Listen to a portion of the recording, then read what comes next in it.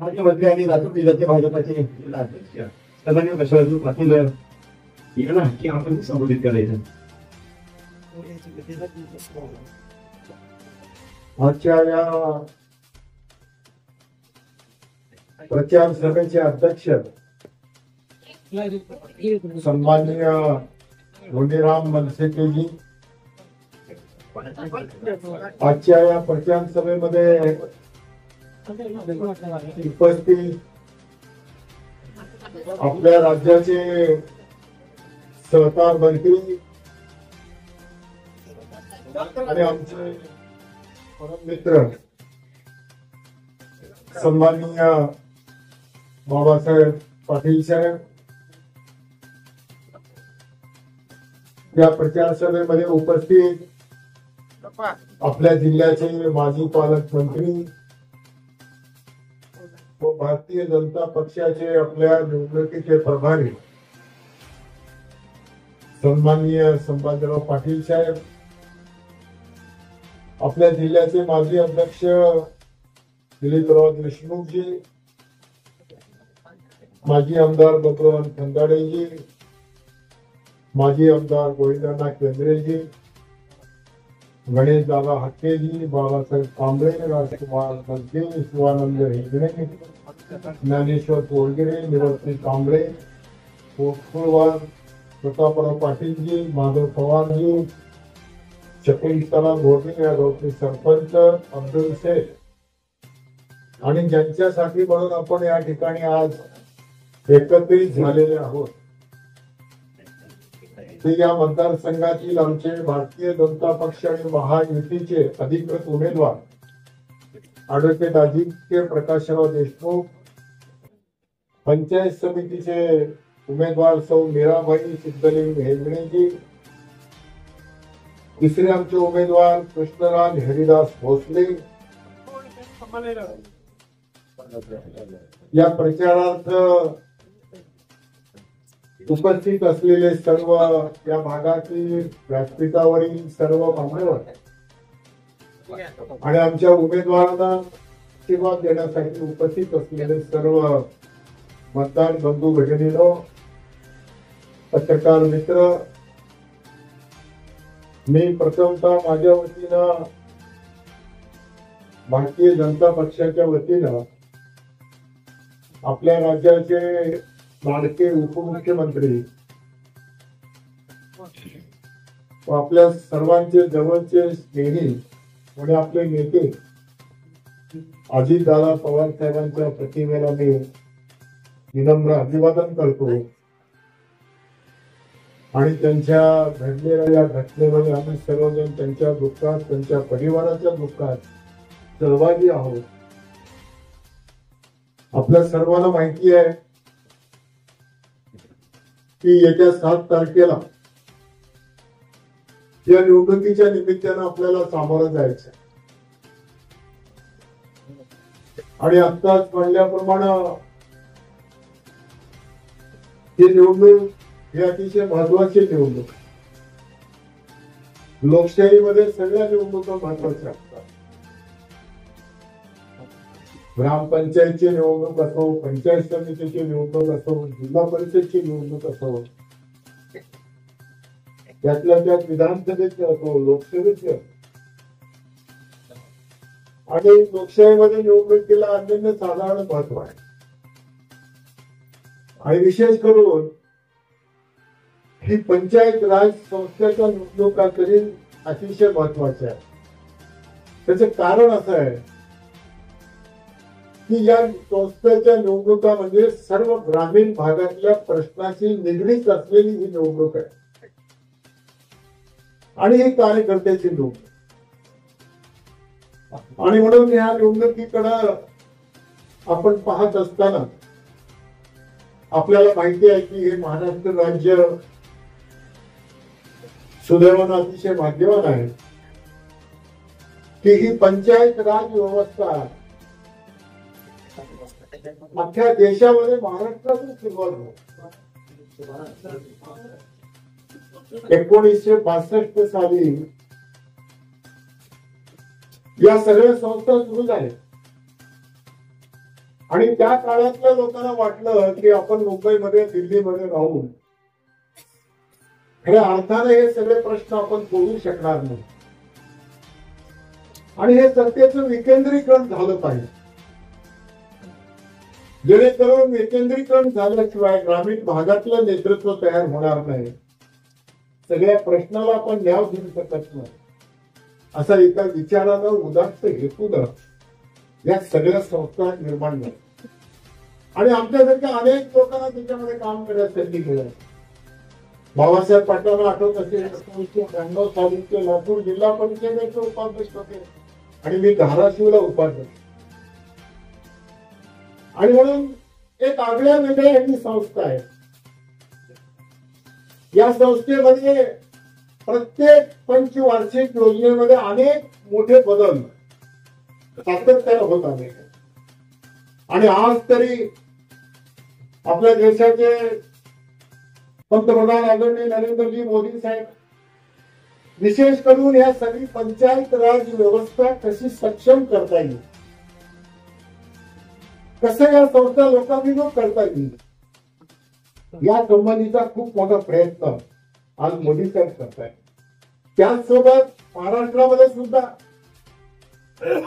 आपल्याला माहिती आहे की राज्याचे मुख्यमंत्री देवेंद्र फडणवीस साहेब, उपमुख्यमंत्री दादा शिंदे साहेब, मंत्रिमंडळात असलेले आमचे बाबासाहेब पाटील साहेब, संभाजीराव पाटील, ह्या सगळ्या मंडळींनी सुद्धा ही पंचायत राज व्यवस्था आता या पुढील काळामध्ये सुद्धा चांगल्या राहिल्या पाहिजे, लोकाभिमुख राहिल्या पाहिजे, सक्षम झाल्या पाहिजे, म्हणून अधिक लक्ष देऊन ह्या सगळ्या संस्था ग्रामीण भागासाठी आपल्या सर्वांच्यासाठी म्हणून सक्षम करण्याचा प्रयत्न सातत्याने करते. आणि म्हणून आम्हाला खात्री आहे की महाराष्ट्रामध्ये या पंचायत राज व्यवस्थेच्या माध्यमातून आजतागायत जो झालेला विकास आहे त्यापेक्षा अधिक विकास येणाऱ्या पंचवार्षिक योजनेमध्ये झाल्याशिवाय राहणार नाही, हे या निमित्ताने मी आपल्याला हे काही सांगू इच्छिते. अशा अनेक योजना आहेत, मग ते रस्त्याच्या योजना असतील, पिण्याच्या पाण्याचा प्रश्न असेल, आरोग्य सुविधा उपलब्ध करून देण्याचा असेल, शिक्षणाच्या संबंधी असेल, अशा अनेक गोष्टी या ठिकाणी आपण करण्याचा प्रयत्न करतो. मला वाटतं आज तरी महायुतीचं सरकार राज्यामध्ये एक अतिशय चांगलं सरकार, अनेक योजना मी त्याचं ओळख करून परत मी वेळ घेणार नाही. मग ते अनेक योजना आहेत, आवासाच्या योजना आहेत. कालच बावनकुळे साहेब आपल्यामध्ये येऊन गेले, देशमुख साहेब, त्यांच्या सगळ्या योजना आज खरं म्हणजे महसूल खातं हे राज्याचं कण आहे आणि त्या महसूल खात्याच्या माध्यमातून मग ते गुंठेवारी असेल, वेगळे करण्याची प्रक्रिया असेल, बळीराजा शेतकऱ्यांच्या पानात रस्त्याचा विषय असेल, अशा अनेक योजना, त्या सगळ्या योजना ठिकाणी वाढली लागण्याचा प्रयत्न या महायुतीच्या सरकारच्या माध्यमातून होतो.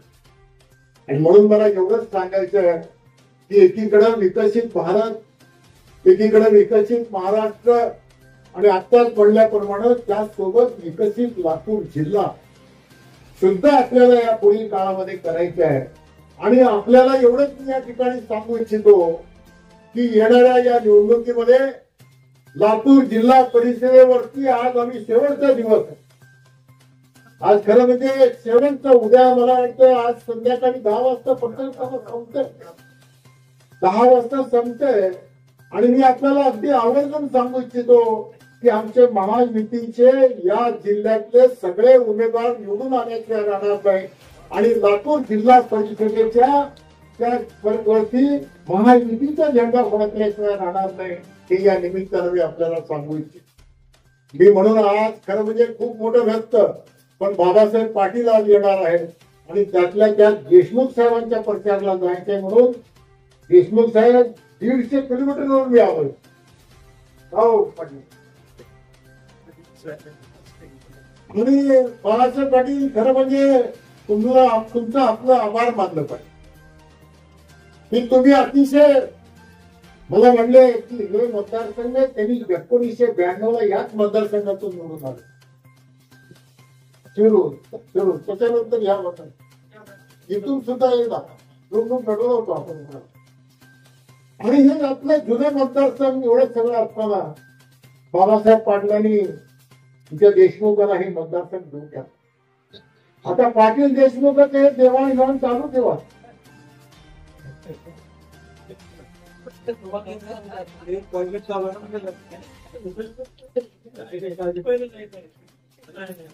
आणि म्हणून त्यांना आपण सगळे एकत्र येणं मला वाटतं हे सत्तेसाठी लोकांचं, सामान्य लोकांसाठी, सामान्य लोकांचे प्रश्न सोडवण्यात हे नेहमीच आपण सातत्याने करत आलो.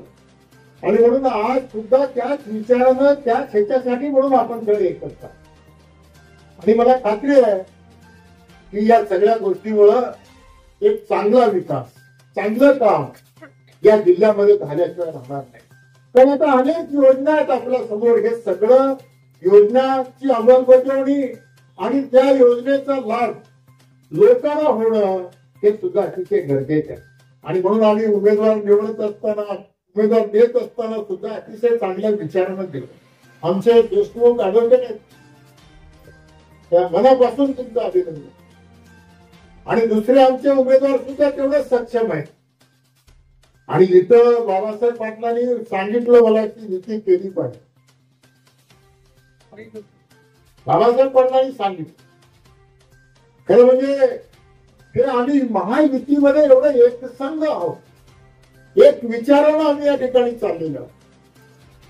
आणि या राज्याचं खऱ्या अर्थानं जर भविष्य चांगलं घडवायचं असेल तर ही महायुती या महाराष्ट्रामध्ये भक्कमपणानं या ठिकाणी सुरू आहे. आणि उद्याचे दिवस महाराष्ट्रासाठी अतिशय उज्ज्वल आहे हे मी आपल्याला या ठिकाणी नम्रपणानं सांगू इच्छितो. आपल्या या भागामध्ये अनेक विकासाची कामं सुरू आहेत. निलंग्याला संभाजीराव पाटील विकास करत आहेत. बाबासाहेब पाटील अहमदपूरचा विकास मोठ्या प्रमाणामध्ये करत आहेत. औशामध्ये अभिमन्यू पवारजी मोठ्या प्रमाणामध्ये विकास करत आहेत. या ठिकाणी बाजूला आपल्याला कराड आमचे रमेशप्पा त्यांनी मोठ्या प्रमाणामध्ये विकास करतात. आणि आपण सर्वांनी मिळून जिल्ह्याला कसं पुढे घेऊन जाता येईल, जिल्ह्यातल्या लोकांना कसं न्याय देता येईल आणि या जिल्ह्यातले सगळे प्रश्न आपल्याला कसं सोडवता येईल यासाठी ही निवडणूक अतिशय महत्वाची आहे. आणि म्हणून मला एवढंच सांगायचं आहे की या निवडणुकीमध्ये आमचे देशमुख, खरं म्हणजे देशमुखांचं अतिशय जिल्हा अध्यक्ष होते पूर्वी, आणि तुमच्या नंतर मला जिल्हा अध्यक्ष होण्यास संधी मिळाली. मला वाटतं काहीतरी वेगळंच प्रकार आहे, हे विशेष आहे. आणि देशमुख आमचे दिलीपरावजी खरं म्हणजे पक्षामध्ये एक लोकप्रिय आहे. काल बावनकुळे साहेब आमची तुमची जी चर्चा झाली आणि बावनकुळे साहेबांसारखा एक वरिष्ठ नेता आमच्या दिलीपरावजी बद्दल त्यांची जी भावना आहे, त्यांचा जो विचार आहे ते ऐकल्यानंतर आणि सुद्धा देशमुख साहेब प्रबल, खूप काय आपल्याकडून घेण्यासारखं आहे, खूप काय आपल्याकडून शिकण्यासारखं आहे. आणि मला वाटतं मला अध्यक्ष म्हणून काम करताना तुमच्याकडे बघितलं की एक ऊर्जा मिळते, एक शक्ती मिळते. खरं का नाही?